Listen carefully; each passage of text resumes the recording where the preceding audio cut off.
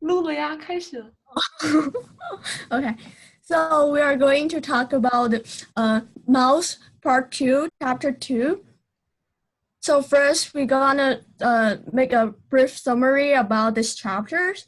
So the first scenario is after Art's first book was published, and his father died of a heart attack, and he felt very upset and overwhelmed by those a lot of interviews because his first books were very successful, and then he visited his psychiatrist, also a Holocaust survivor, uh, and then his mother was in those kind of like Break Nile. and her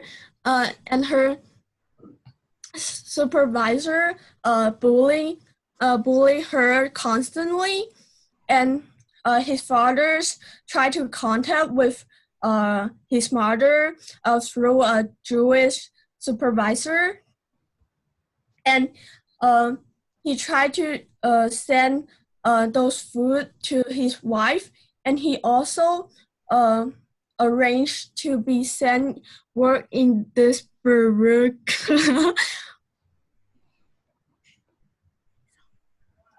Yeah, and after that, Valandak make his way to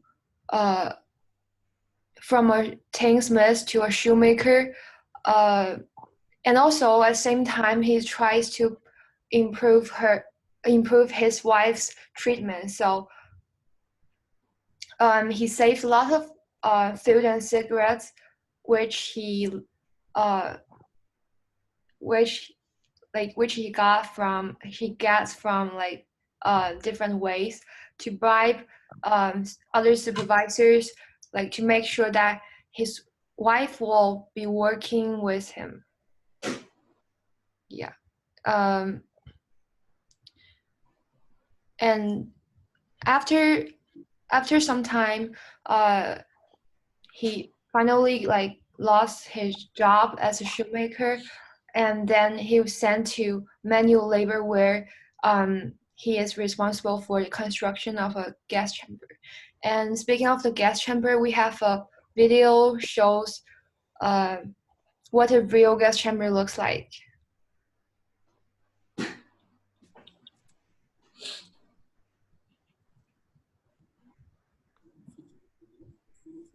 伊萨没有声音，像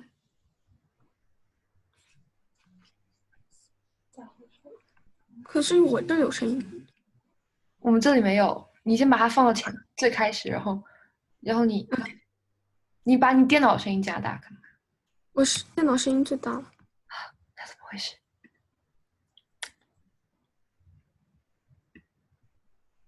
？Wait a minute. 你在那个声音的左下角声音的那边应该有一个。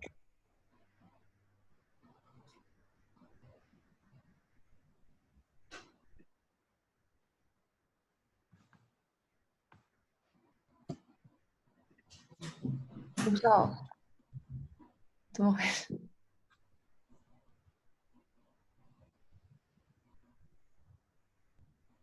电脑声音最大了吗？等一下我看一下。你看看是不是你的那个那个 audio setting 里面你有没有就是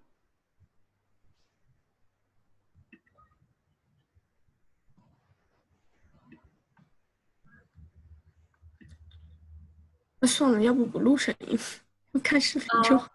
可以，你继续放吧。Oh shit.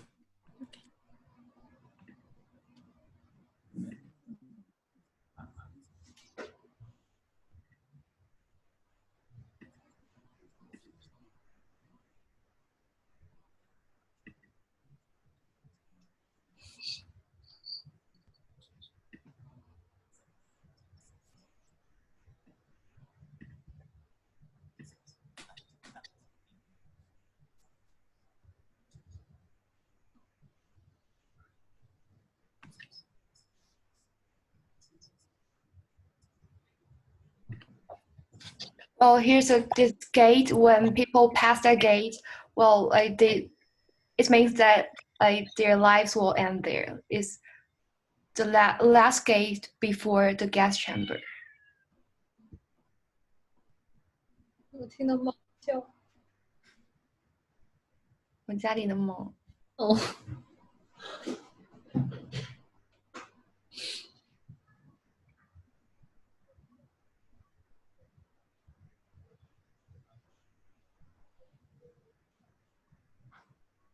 And lots of people were sent to the gas chamber, like at that time, which is really sad. And this is what a real gas chamber looks like. It's quite similar to the one the author describing the book.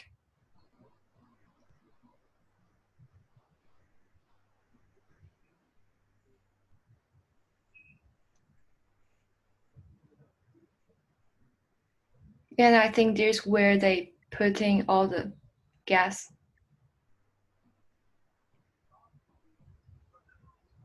And here's where they burn all the coals to make the like toxic gas.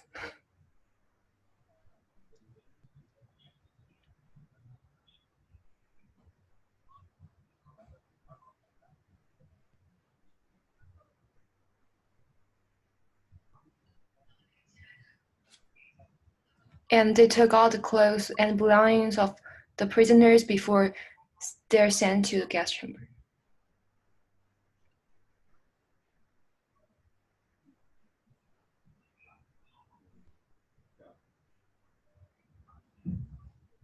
And this video is supposed to have sound, so maybe accidentally we lost the sound. Yeah.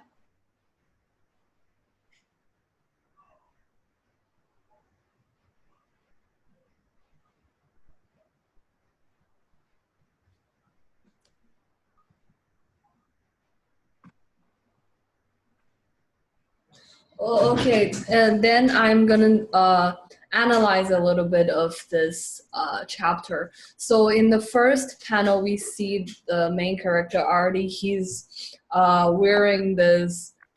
His face is hidden under a mask, and we can tell that this is a human face. So this actually symbolizes his fraudulence and the inescapability of his books and his book's imagery and message, because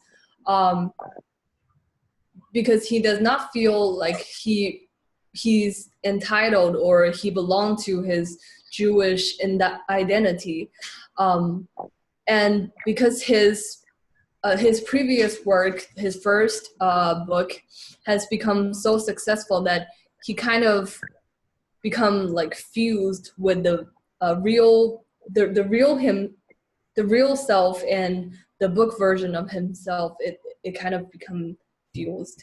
And then he lists out like a passage of time, like his father died of heart failure and this and that. So this marks the passage of time, this also kind of brings up one of his important themes, that is birth and death are intertwined, and their family's life changes with both birth and death. And then we see so the camera kind of zooms out, and we see that he's actually sitting. His desk is actually set up on a pile of dead bodies. And I think this kind of represents that he thinks his career is built on the bodies of those murdered Jews, because he was writing about the stories of Holocaust, and his book has got so successful, but he feels like he's kind of exploiting their suffering and their pain for his own personal gain. So down right corner, there's a unseen speaker saying that, all right, mister, we're ready to shoot. So I think this shoot actually has a double meaning because it's both with a camera and with a gun. So it represents that Artie's is very oppressed and held captive by both his thoughts about Holocaust and by all the media attention that he's getting because of his first book was such a success.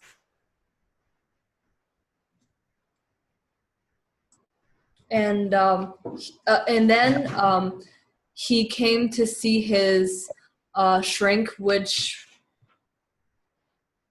was also a Holocaust survivor. So his shrink's name was Pavel. And from here, we can see that he says, like, completely messed up. I mean, things couldn't be getting better with my career or at home. Mostly, I feel like crying and like I can't work. My time is being sucked up by interviews and business propositions I can't deal with.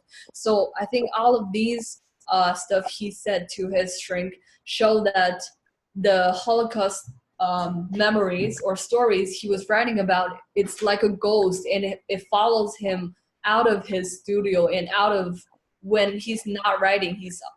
He's also thinking about all that. So it haunts him like a ghost. And also, I think also choosing Pavel as his shrink actually kind of tells you, or is like a clue that Artie craves the approval of Holocaust survivors that he never received really from his father.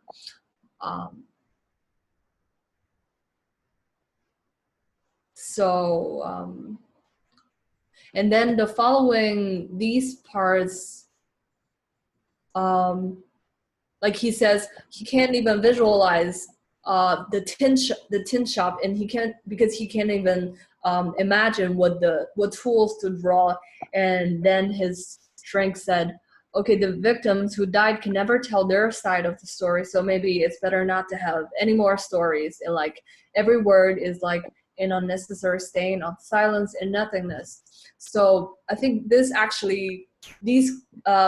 part of the conversation has got a point that their formal history has lost track of all these tiny little details in the daily life for not only people in Auschwitz, but also in a lot of other camps. So it becomes really hard and almost impossible for Artie to recreate this Holocaust experience based on what his father has experienced, or through his memories and the memories of other survivors.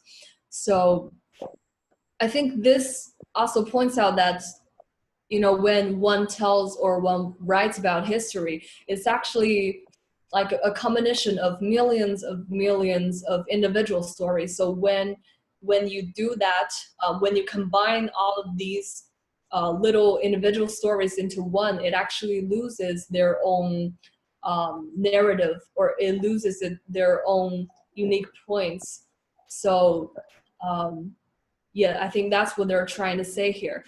And also, after he left Pavel, although he said that he said, like, I think, geez, I don't know why, but talking with him made me feel better. But he actually still felt kind of guilty about never repairing his relationship with his father.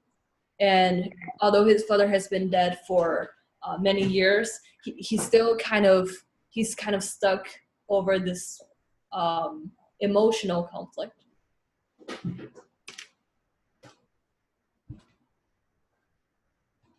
Okay. And then it cuts to the scene that it cuts to the scene in the concentration camp, and we can see here this big dude. Well, although they all have their masks on. So this one, he's saying like, you never did an honest day's work in your whole life. I know all about you, and like, you're a dirty capitalist, and like, watch out, I got my eye on you. I think this Ido, why this Ido guy is kind of threatening Artie because he's the communist, and I don't know, like he's threatening Artie. But then another friend or another guy in the camp said to him like, bring him a few eggs, some butter or cheese, you'll see he'll sing a different tune. I think that kind of points out the truth in the camp, which is survival was their only thing to trade, because sorry, not Artie. Artie's father needs goodwill to survive, and Ido needs cheese to survive. So they trade these things with each other to survive. And also in the future, a lot of small trades between small secret trades of like luxuries, they're like a big part of the economy of the camps, because they're kind of improving their life. And also it shows the interdependence of all the camp's prisoners, because although they cannot develop very deep bonds of like loyalty or friendship, they still need and they must work with each other to survive. So now there are our 3 questions. So the first one is, who is Nancy, and what does Art's father do to help his wife? And the third one is, what does the pile of dead bodies like symbolize? Okay, that's all. Thank you for watching.